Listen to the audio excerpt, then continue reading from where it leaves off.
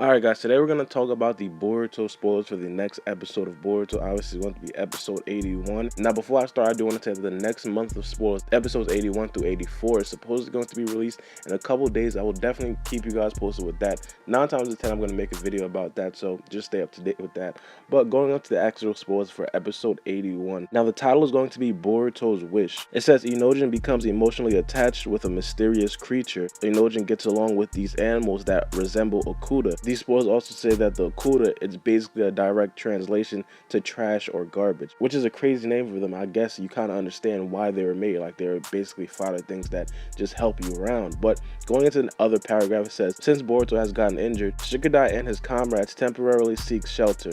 Together with Chocho, Inojin checks out their nearby surroundings. Suddenly, some animals get produced from the earth and jump at them. But everyone is vigilant about these animals that resemble Okuda, which was a living organism weapon that obeyed Kokuyo and the others. Then the spoilers add some stuff about Boruto. It says, an encounter with Mitsuki in the middle of a dream. Boruto has a dream while experiencing a hazy consciousness. He's together with Mitsuki in Konoha village when Garaga appears, but will Boruto escape under the guidance of Mitsuki?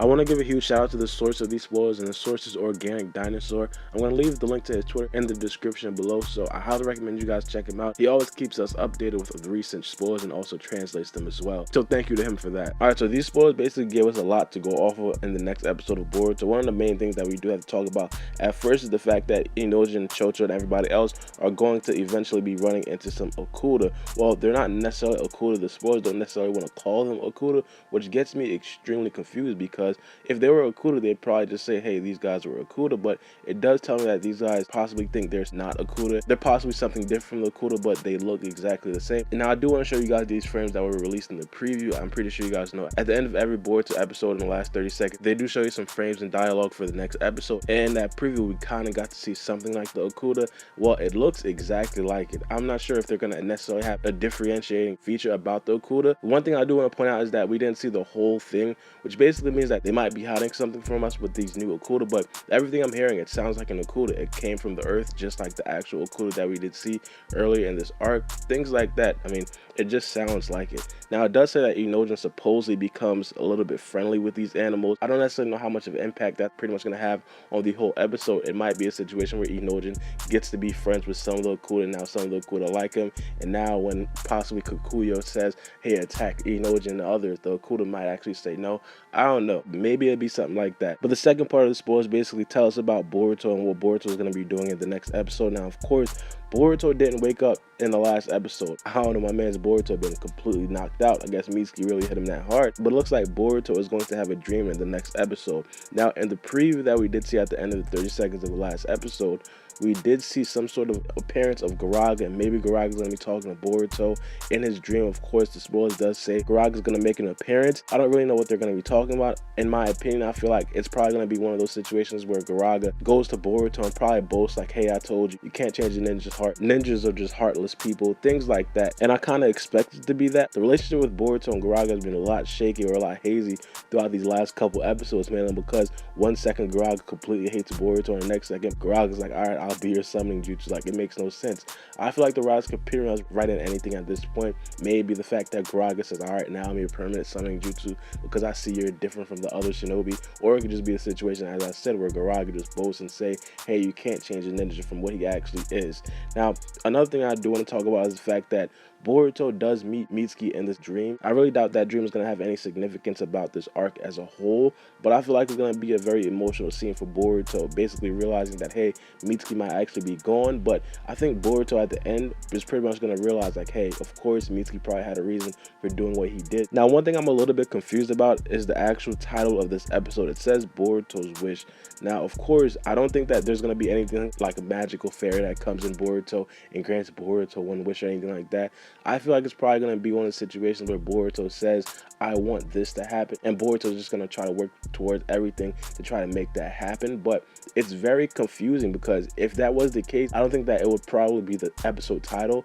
I don't know if they just didn't have a complete title or an actual title to name this. It could have been Boruto's dream. I don't know. But the episode title really gets me wondering, what is this Boruto's wish? But there's also a couple things that we can expect about the next episode that we did not see in these spoilers. One of the most important things that a lot of people are probably wondering is what's happening with Kurisuchi, the fourth tsuchikage. We know that she is captured by Lord Ku. We don't necessarily know if Lord Ku is exactly Onoki's grandson, but we do have a very strong inkling that that is the case. And one thing I really want to know about this next episode is exactly what is Lord Ku's plan, because of course he did say that he is planning on going to war possibly for the name of peace, but it's still confusing. Like, you only have 1,000 Akuda, you have some strong experiments, but it's like that's probably not going to be able to take over the whole Hidden Stone village.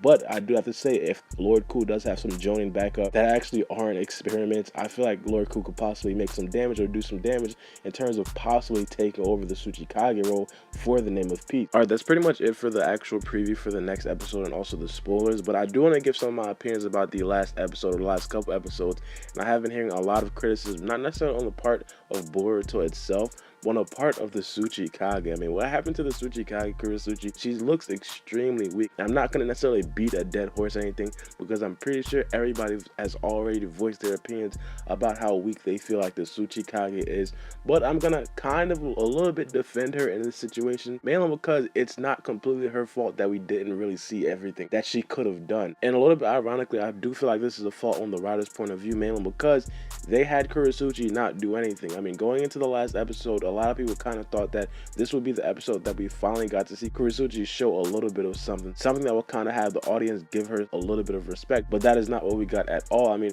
let's be honest, if Kurisuchi did something very crazy, she pulled out to a lot of crazy jutsus, looked very impressive, but still lost to Lord Ku, we would have thought, hey, Lord Ku is just that strong. Kurisuchi, the fourth Tsuchikage, did her best, but that isn't at all what we got. What we got was Kurisuchi's underling basically dying extremely fast, and afterwards, Kurisuchi tried to do a head kick that was blocked and also tried to do a very powerful punch that was blocked, and that was pretty much it. Like, we didn't see anything else afterwards. I mean, afterwards, all we seen was Kurisuchi in a cage. Like, we didn't see anything from Lord Ku. We didn't see anything from Lord Ku's experiment, and that was extremely disappointing, mainly because as of right now, the only thing that we can go off of is the fact that Kurisuchi is probably at max, and I mean like at max, a base Jonin level, and that could not be the case. As I said, these people are Kage, and this is the problem that's been going on throughout like multiple of the Kage. I feel like the only Kage that really have respect is the Hokage, the Kaze Kage, and also the Raikage a little bit. Now here's the big problem with this whole thing. I feel like it's just the allocation of time. What are they putting time into? Now, me being the technically savvy guy I am, I basically broke it down because I do have the whole entire episode. I could like rewatch it 1,000 times in fast motion and slow motion and everything.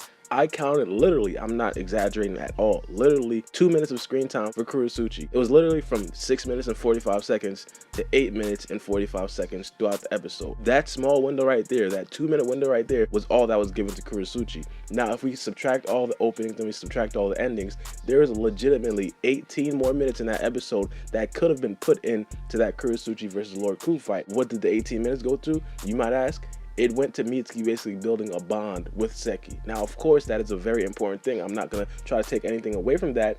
But in my opinion, I feel like if I were to ask everybody here, if we could have cut Mitsuki and Seki bonding down to like, I don't know, about 8 minutes and gave Kurisuchi versus Lord Ku a good 12 minutes, a lot of people would agree with that. Like, hey, that would be the better idea, because of course, this episode could have been a very good episode. The first time we got to see Lord Ku fight, the first time we got to see Kurisuchi fight, it could have been a very interesting episode, but it just was not that. One thing I do have to say is that the Boruto writers can possibly make this all up with somewhere down the line of Lord Ku possibly being extremely strong. But to maintain realistic expectations, I feel like the best way to have Lord Ku be bigged up is only if Lord Ku has some extremely hacked juices. For example, particle style. We all know that Onoki had particle style, and of course, since this guy's the grandson of Onoki, he could possibly have that Keke Toda as well, which would be absolutely amazing. We'd pretty much understand why the Tsuchikage had forfeit. If she didn't, she'd pretty much be dead right now because of the particle style. In my opinion, I feel like it's solely because of time and time constraints. I feel like the writers probably understood that they were not going to have a good 5-minute window to show